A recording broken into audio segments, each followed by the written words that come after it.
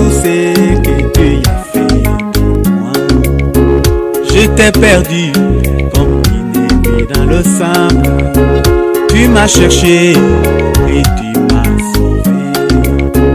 Oh Seigneur, je te dis merci pour tant d'amour manifesté pour moi. Que puis-je te donner, oh mon amour? Je te confie toute ma vie. Oh Seigneur, ne m'abandonne pas. Soutiens ma foi, tiens-moi par ta main. Dirige ma vie dans ces temps mauvais.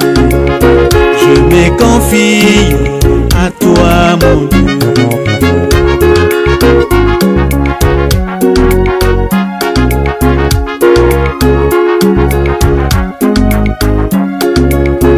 Quand je pensais à ton amour, tu n'as pas compté tous mes péchés.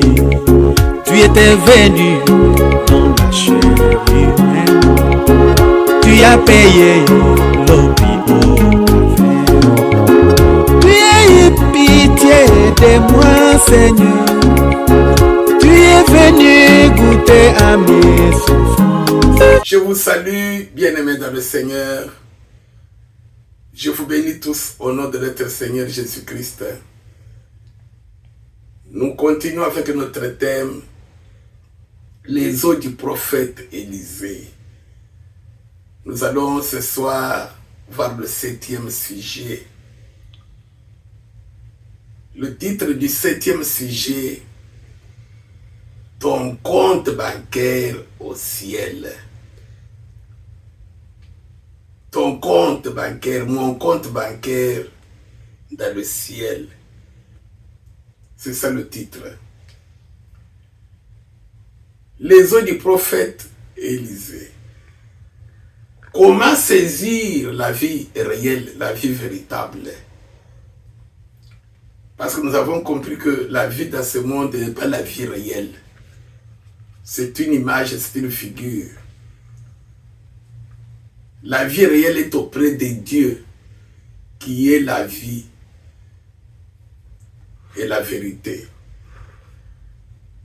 Nous allons prier. Seigneur notre Dieu, nous voici devant ta table pour manger le repas qui nous donne la vie éternelle, la vie véritable.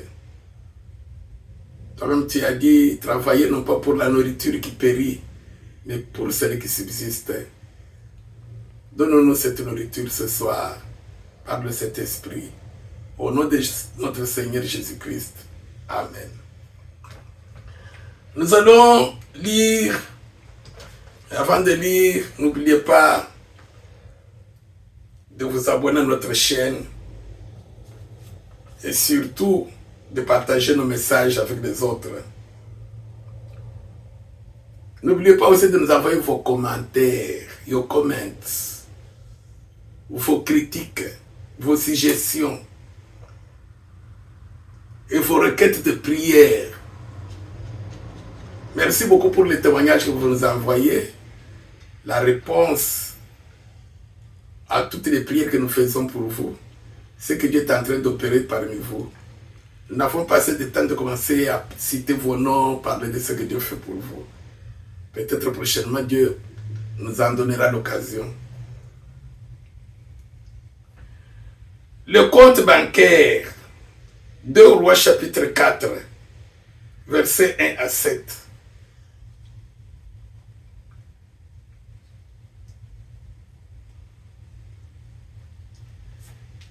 Je lis au nom du Seigneur Jésus-Christ. Une femme d'entre les femmes des fils des prophètes cria à Élisée en disant, « Ton serviteur, mon mari, est mort, et tu sais que ton serviteur craignait l'Éternel. Or le créancier est venu pour prendre mes 2 enfants et en faire ses esclaves. » Élisée lui dit, « Que puis-je faire pour toi? Dis-moi, qu'as-tu à la maison? Elle répondit, ta servante n'a rien du tout à la maison qu'un vase d'huile. Et il dit, va demander au dehors des vases chez tous tes voisins, des vases vides, et n'en demande pas un petit nombre. Quand tu seras rentré, tu fermeras la porte sur toi et sur tes enfants. Tu verseras dans tous ces vases et tu mettras de côté ceux qui seront pleins. Alors elle le quitta, elle ferma la porte sur elle et sur ses enfants. Il lui présentait les vases et elle versait. Lorsque les vases furent pleins, elle dit à son fils, présente-moi encore un vase. Mais il lui répondit, il n'y en a plus de vase. Et lui, il s'arrêta. Il alla le rapporter à l'homme de Dieu et il dit, va vendre l'huile et paye ta dette, et tu vivras toi et tes fils de ce qui restera. Amen. Nous allons ajouter dans le Nouveau Testament, c'est là où il y a même le sujet compte bancaire. Matthieu 6, 19 à 21. Matthieu 6, 19 à 21.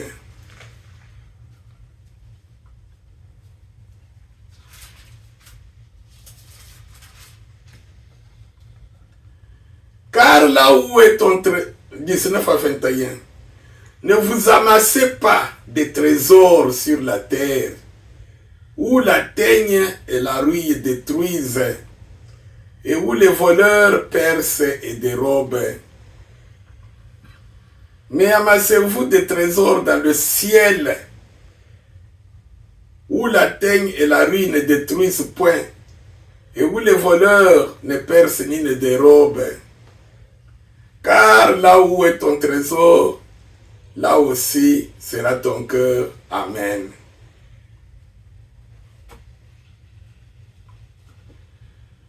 Le compte bancaire, les eaux du prophète Élisée. Bien-aimés dans le Seigneur, nous avons lu, nous avons compris. Le prophète Élisée, qui, après sa mort, un an après, le corps décomposé, il ne restait plus que les os. On vient jeter un cadavre dans la précipitation. On n'avait pas le temps de creuser un tombeau, de enterrer le mort, parce que la guerre venait de surgir, les ennemis venaient d'envahir le pays. Alors ils ont jeté dans la fosse commune, dans un endroit où c'était ouvert. Et c'est là où était enterré le prophète qui opérait des miracles. Il a manqué même un tombeau. Maintenant, le cadavre touche les os du prophète, du défunt prophète Élisée. L'homme reprend la vie. Nous venons de lire ensemble de son vivant, le prophète Élisée. Il y a une femme dont le mari était mort. Maintenant, le mari de cette femme, le défunt mari là, suivez-moi très bien s'il vous plaît. Il priait dans l'assemblée. Utilisez le mot assemblée ou église. Église locale aujourd'hui. Dans l'assemblée ou l'église locale que dirigeait Élisée. Élisée était comme le pasteur, le prophète. Après l'enlèvement d'Élie. L'homme qui était mort, il avait laissé la femme, une femme et deux enfants, deux garçons. Maintenant, il y a une chose qui nous intéresse.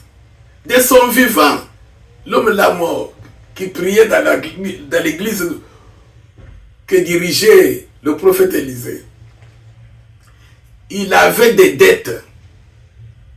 il avait des dettes. Il a des dettes jusqu'au moment où la mort physique l'a surpris. Il est mort sans pouvoir payer toutes ces dettes là-bas.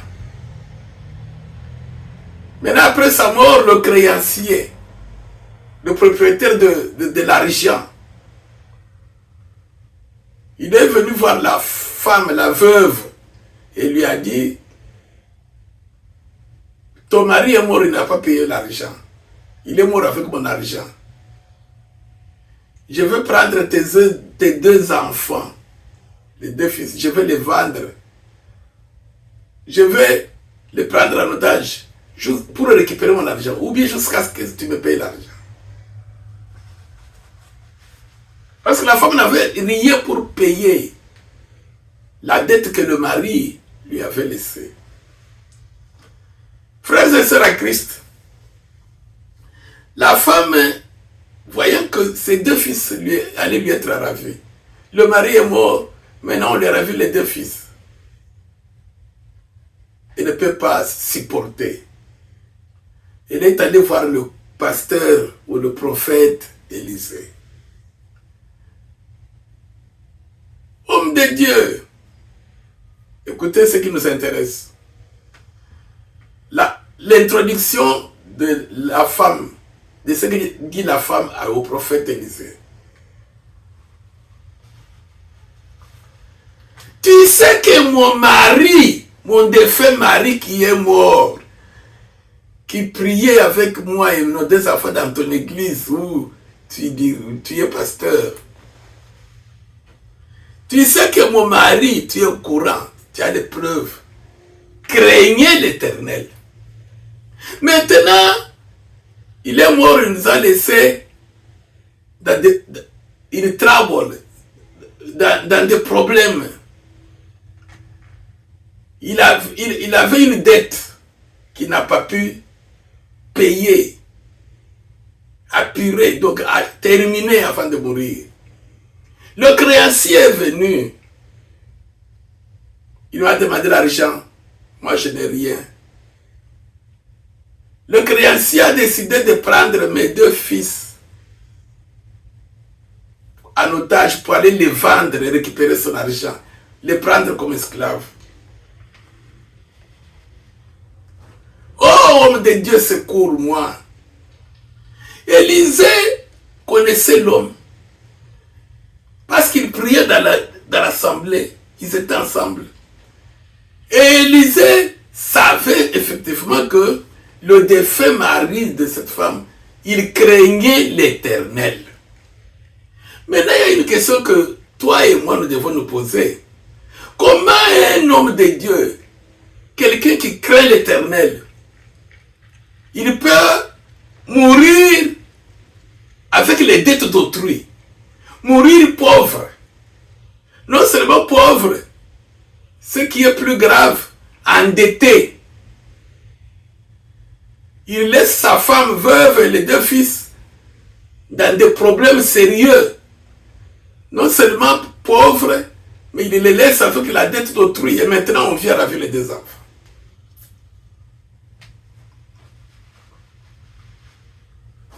Et la femme dit, tu sais que mon mari craignait l'Éternel. Et Élisée dit, oui, je le connais. Il craignait l'Éternel. Qu'est-ce qu'il ne va pas? Non, on vient pour enlever mes deux filles. Il dit, qu'est-ce que tu as à la maison? J'ai seulement quelques vases vides avec un peu d'huile. Allez, empruntez les vases. Vous connaissez l'histoire, vous avez entendu. Et il y a eu un miracle. La femme a eu l'argent. Elle a payé la dette. Il y a eu une somme d'argent qui restait. Et ils ont commencé à vivre.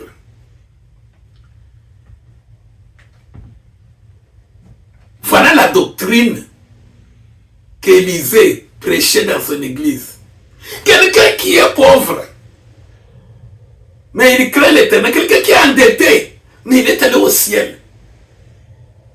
Quelqu'un qui est endetté, mais après sa mort, Dieu opère le miracle.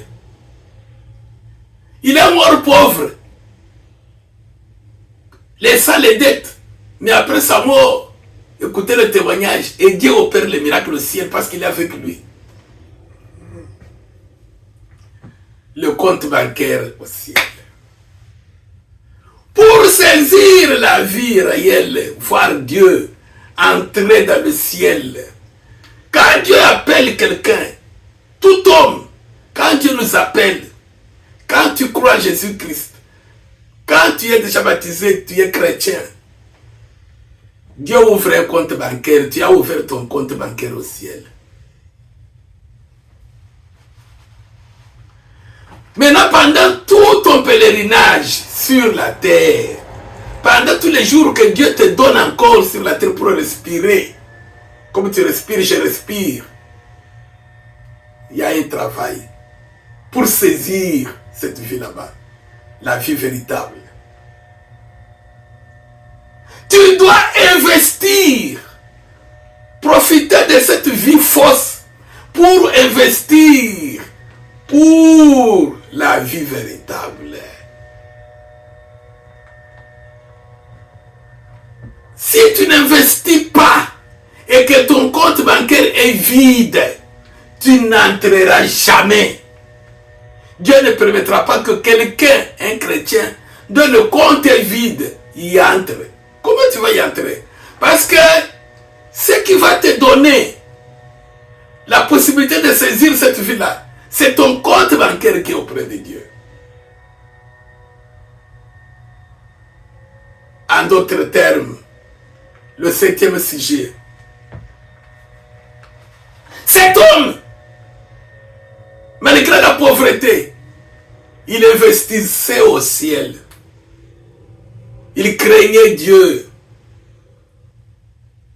Ce qui lui a permis de saisir la vie véritable, ce n'était pas le compte bancaire sur la terre, mais c'était le compte bancaire au ciel qui était full, plein d'argent. Les œuvres justes des saints, les œuvres de justice, les œuvres qui viennent de la foi, de la parole de Dieu, de la crainte de Dieu. Si Dieu te laisse encore en vie, me laisse en vie, c'est pour que tu travailles à ton salut, que je travaille à mon salut, chaque jour, chaque minute que nous respirons, pour produire les œuvres là-bas.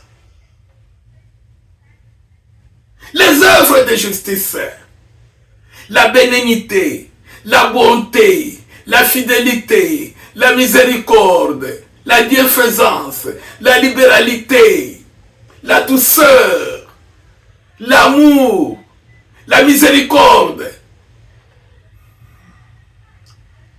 Voilà le fruit de l'esprit. Voilà les œuvres de foi.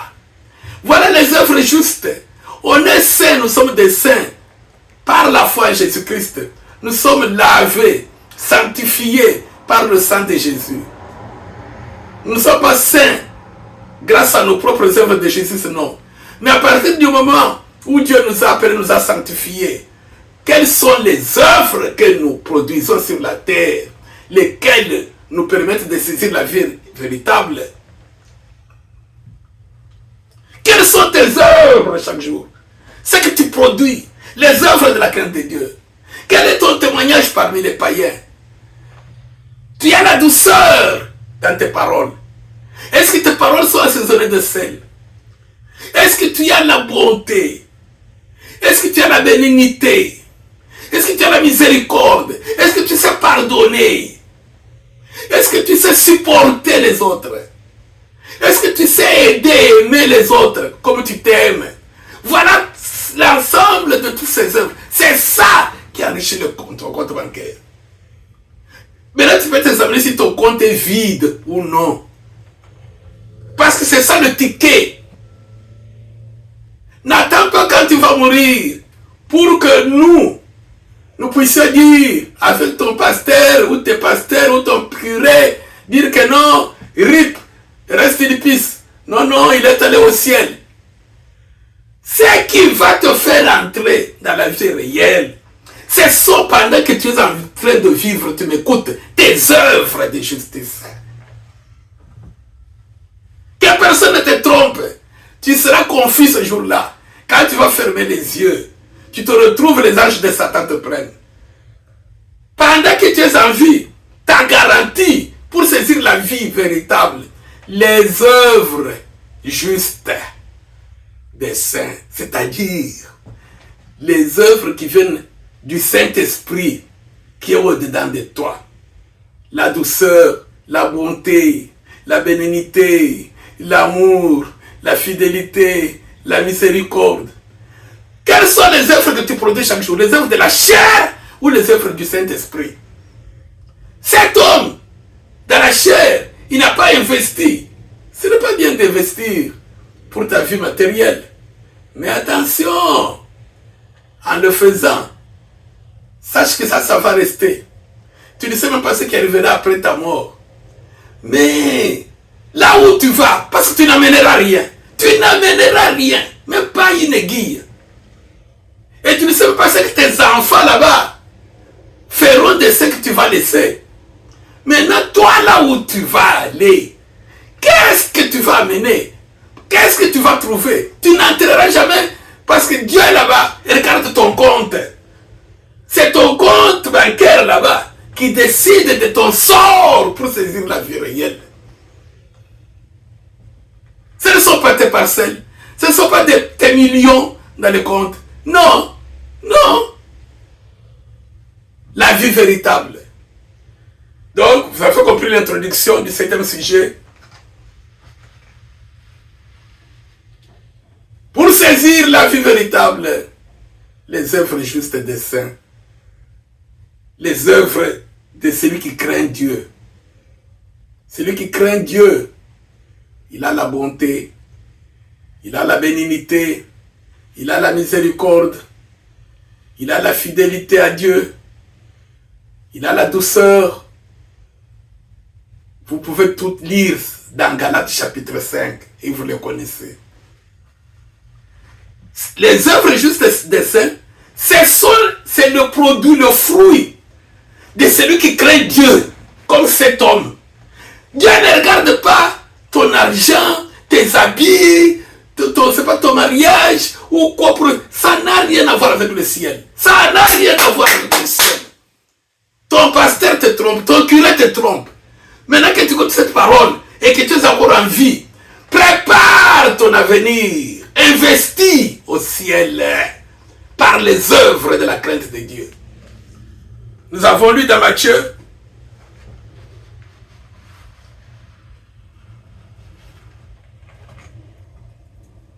Nous avons lu dans Matthieu 6.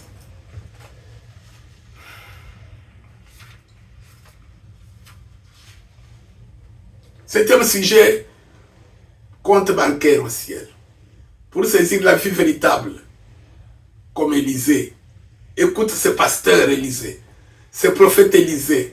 Toi, ton pasteur, ton prophète, ton curé, ton je ne sais pas qui, est en train de te parler. Les voyages, pour aller à Miami, pour aller, c'est pas à Sorbonne, et le mariage, et comment épouser, et ceci, cela.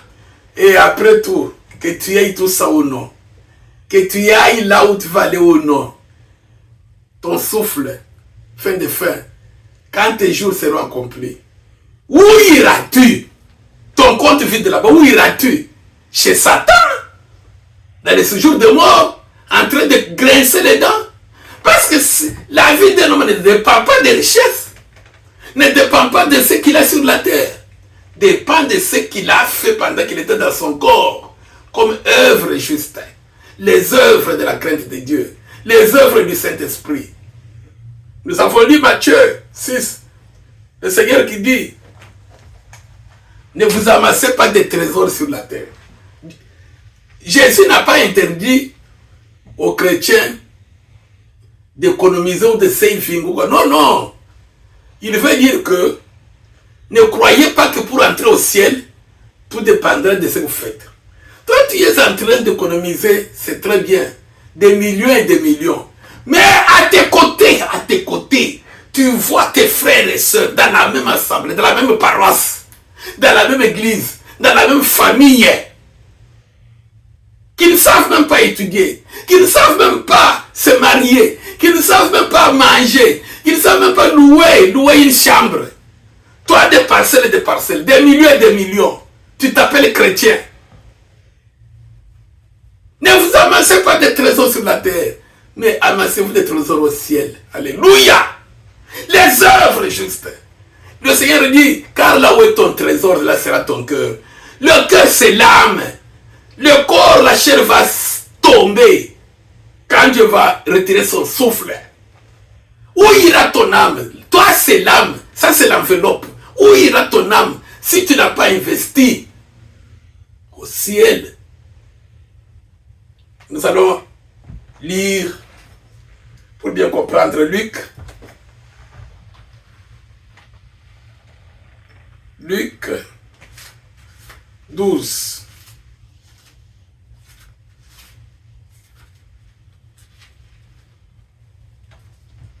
Vous avez compris le sujet? Le compte bancaire. Le Seigneur dit, ne vous amassez pas des trésors sur la terre, amassez-vous des trésors au ciel. Que votre compte full soit au ciel.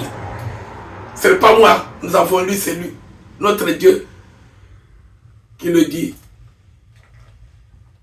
Ainsi donc, il faut investir par les œuvres de la justice, c'est-à-dire les œuvres du Saint-Esprit, les œuvres de celui qui craint Dieu.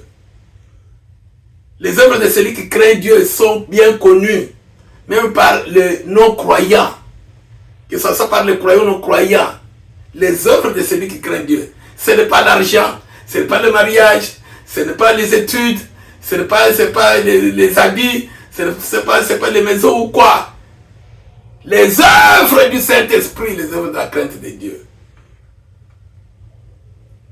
La bonté, la justice, la bienfaisance, la libéralité, la douceur.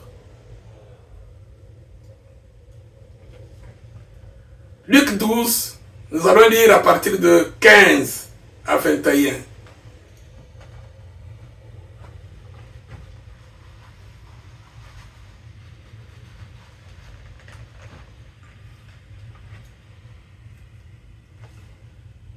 Puis il leur dit, gardez-vous avec soin de toute avarice. Car la vie d'un homme ne dépend pas de ses biens futurs dans l'abondance. Et il leur dit cette parabole. Les terres d'un homme riche avait beaucoup à rapporter. Et il raisonnait en lui-même, disant, que ferai-je? Car je n'ai pas de place pour serrer ma récolte. Voici, dit-il, ce que je ferai. J'abattrai mes greniers, j'en bâtirai de plus grands, j'y amasserai toute ma récolte et tous mes biens. Et je dirai à mon âme, tu as beaucoup de biens en réserve pour plusieurs années. Tu as des comptes bancaires partout. À Miami, à Johannesburg, à Paris, à Londres. Tu as des parcelles un peu partout à Kinshasa, à Bukavu. Tu construis à Kisantu, à Lubumbashi. Mon âme, tu as beaucoup de biens pour plusieurs années. Même tes enfants, les petits-enfants de tes enfants ne vont pas souffrir. Enjoy, repose-toi, mange, bois, réjouis-toi.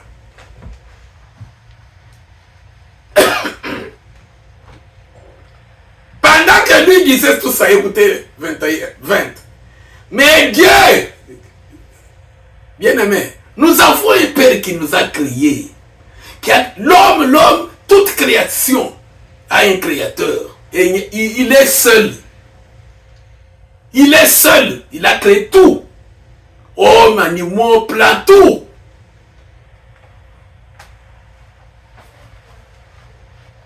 Nous pouvons tout faire, mais il y a un jour où Dieu nous attend. Le jour où il retire le souffle.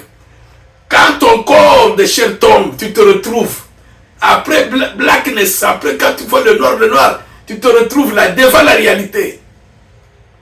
Mais tu vois comment on te pleure là-bas. Tu vois comment ta famille est en train de te pleurer, maintenant tu es là. Il n'y a pas de communication. Mais tu vois les anges de Satan qui viennent te prendre. Parce que ton corps est vide là-bas. Tu vois comment on se dispute tes amis là-bas. des mal et des mal, des vestes, des pagnes, des parcelles là-bas. On se les dispute pendant que toi, on vient te prendre, tu vois.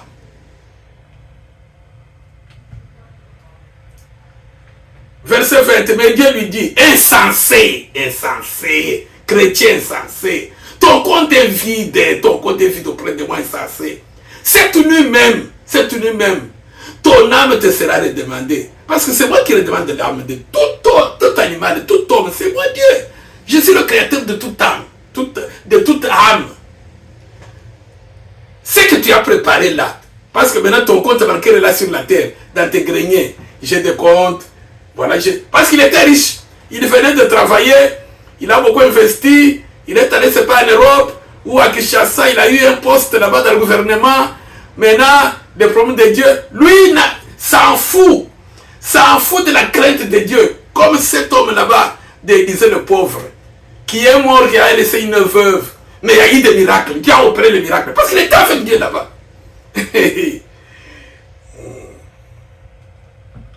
Cette nuit même, ton âme te sera redemandée. Et ce que tu as préparé, pour qui cela sera-t-il? Il en est ainsi de celui qui amasse des trésors pour lui-même et qui n'est pas riche pour Dieu. Amen. Bien-aimé, le compte bancaire. Quel est ton compte bancaire? Quel est l'état de ton compte bancaire au ciel? Quel est l'état de mon compte bancaire au ciel?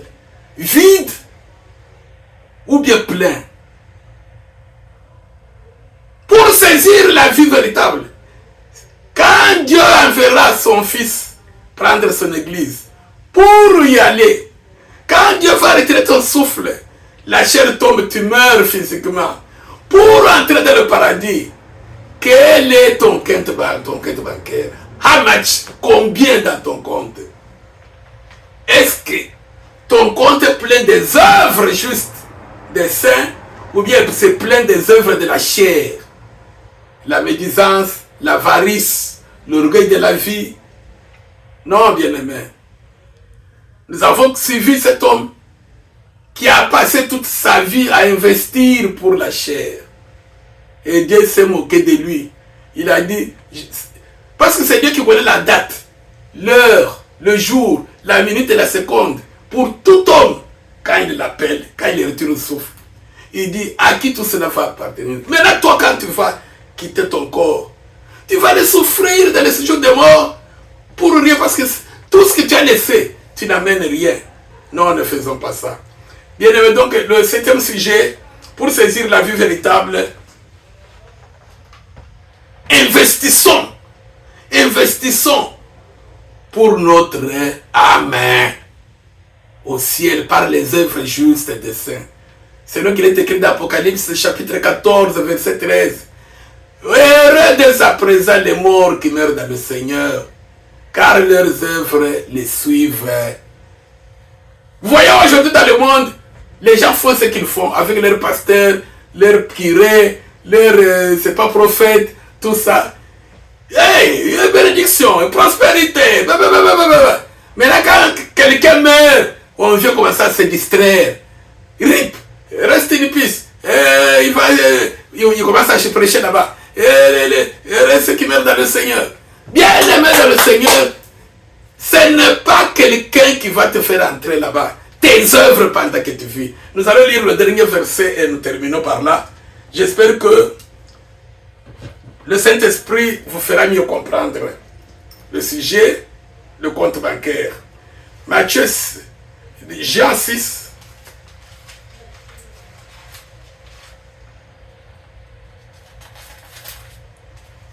Le sujet, le compte bancaire, c'est l'investissement pour ton âme par les œuvres justes de ceux pendant que tu es sur la terre. Travaille à ton salut.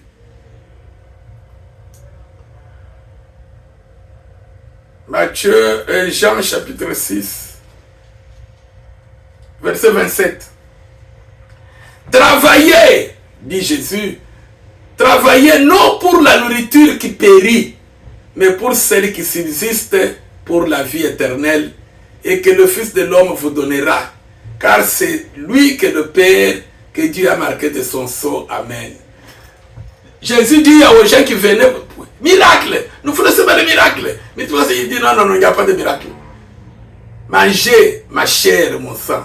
Travaillez non pas pour la nourriture qui périt. Vos pères ont mangé la manne de l'Ézéchiel, ils sont morts. Bien aimé, nous mangeons tout ce que nous voulons, les pizzas, les papés, les quoi. Mais nous mourrons. Ce n'est pas mauvais, nous mangeons, mais finalement nous allons mourir.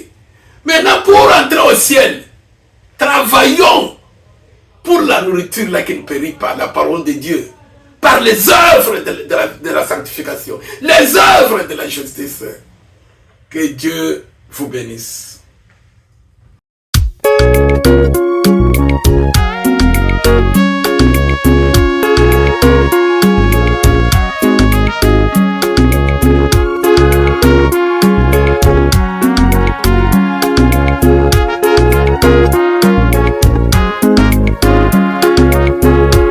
Je pense à ton amour et à tout ce que tu as fait pour moi. Je t'ai perdu comme une épée dans le sable. Tu m'as cherché et tu m'as sauvé. Oh Seigneur, je te dis merci pour tant d'amour manifesté pour moi. Que puis-je te donner, oh mon amour? Je te confie toute ma vie. Oh Seigneur, ne m'abandonne pas. Soutiens ma foi, tiens-moi par ta main. Dirige ma vie dans ces temps mauvais. Je me confie à toi, mon Dieu.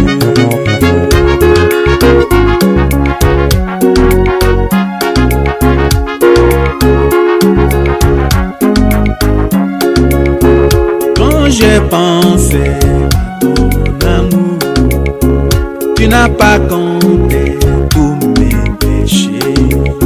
Tu étais venu dans la chair humaine, tu as payé le prix au calvaire. Tu as eu pitié de moi, Seigneur. Tu es venu goûter à mes souffrances.